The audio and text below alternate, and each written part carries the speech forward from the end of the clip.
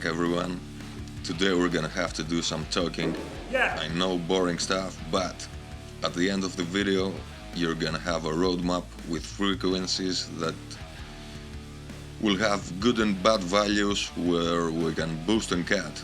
But before we start, we need to say some things. Yeah. In heavy music we have a big fight for the low end. Imagine a slow song that has like boom, one kick, another one in a slow pattern. And imagine a heavy music song where in 5 seconds you can have 30 kicks. Everything needs to be clear in the low end, because if we build up things in the low end, we create mud, and mud takes away energy from our mix. So let's dive in. We're gonna have to start with drums.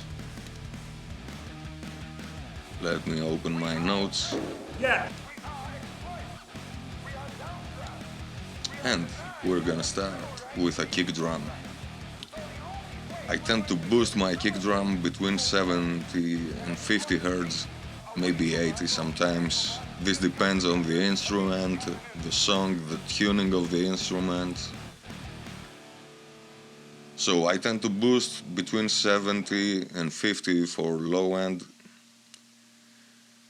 2500 Hz and 4500 Hz for slap, 8000 kHz for click and attack, and I tend to cut between 150 and 350 Hz for mud, 700 Hz and 900 Hz for boxiness or this basketball sound. This is generally a frequency where builds up a honky area where we don't really need for heavy music. Next one is gonna be our snare.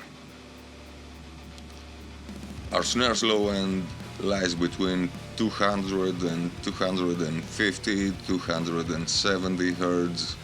After that it starts become ringing, you know. This is the area of our low end for our snare. 2500 Hz is our mid-range attack.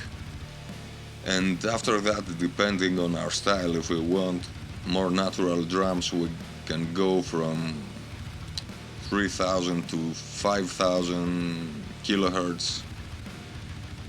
For heavier music where we want more attack, we can go for 8000 Hz, like a Black Album snare, maybe 9. An area we need to cut on our snare is the same 500 with 700 Hz for boxiness. Next instrument is gonna be our toms.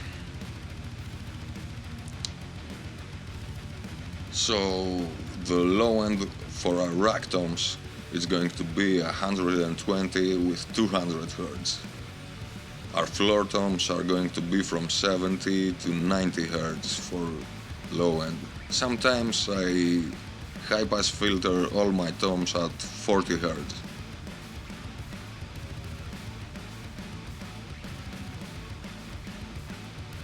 So the attack of our toms is going to be for our low toms from 4500 to 8000 Hz for attack.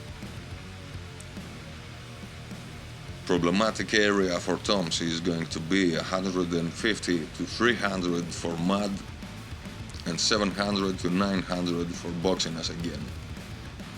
You'll see again that this is a problematic area for heavy music. Our overhead mics, not too much trouble. I'll boost a little bit between 10 to 12K for high end, and the high pass filter on our overhead now, it depends of how much, if we're dealing with real drums and mics, we're going to have bleed between our mics, which means that our cymbals are going to pick up the snare, some toms, in general the whole kit and the cymbals. So we'll tend to cut. Some people, if they don't want any cells on their cymbal mics, they'll cut up to 500 Hz.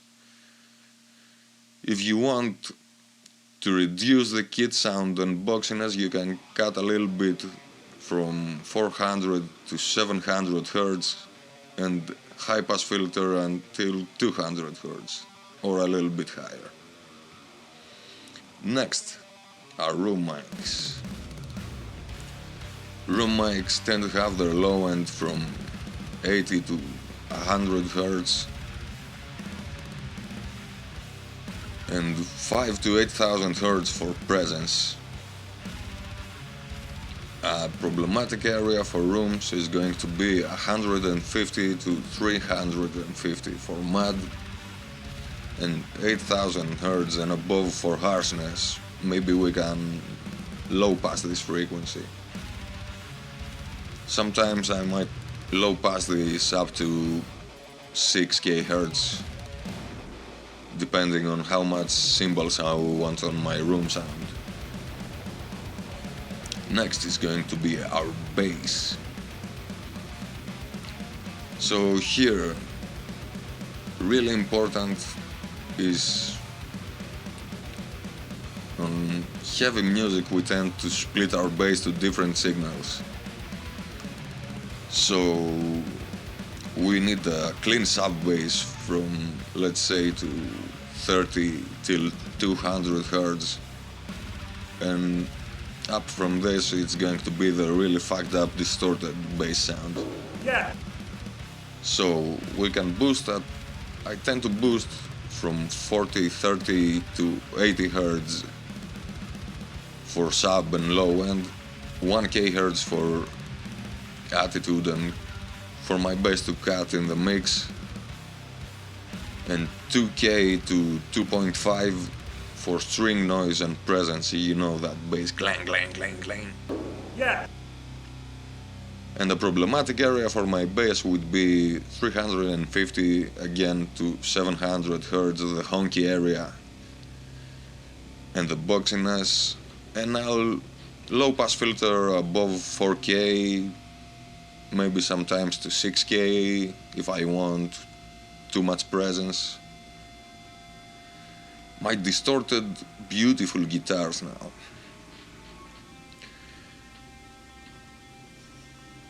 I tend to high pass my guitars.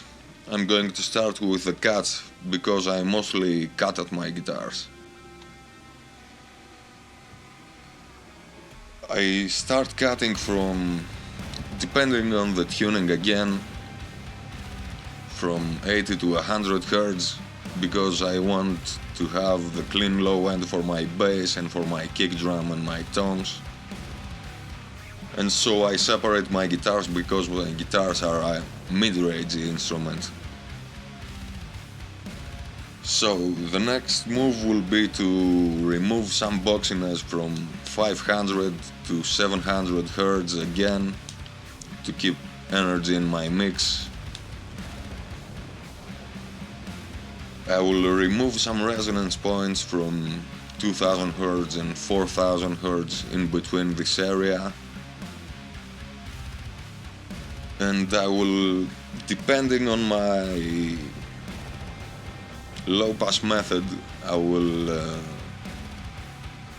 take the low pass depending on how smooth the cut will be, from 5000 Hz to 8000 Hz, because the guitar speakers are going to give up to 8000 Hz, I think. Up above is just how much air are we going to need. And areas that I tend to boost are 110 Hz for my palm mutes to be big and bassy, and the attack area of my guitar, which is going to be from 3 to 4,000 hertz and 5 to 6,000 hertz sometimes for some richness.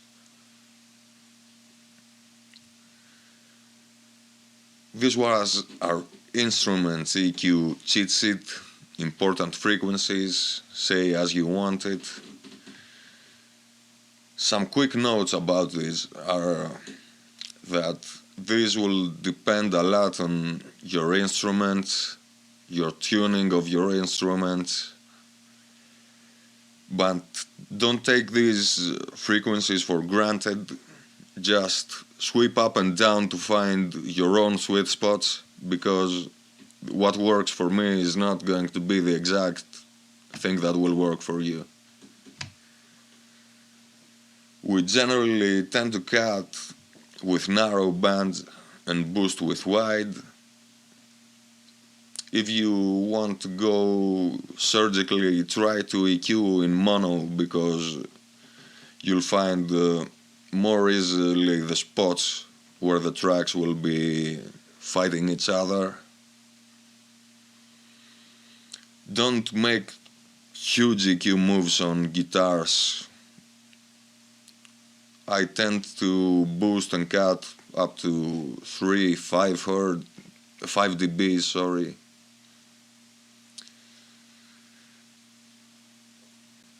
What else? This was going to be our episode for this time.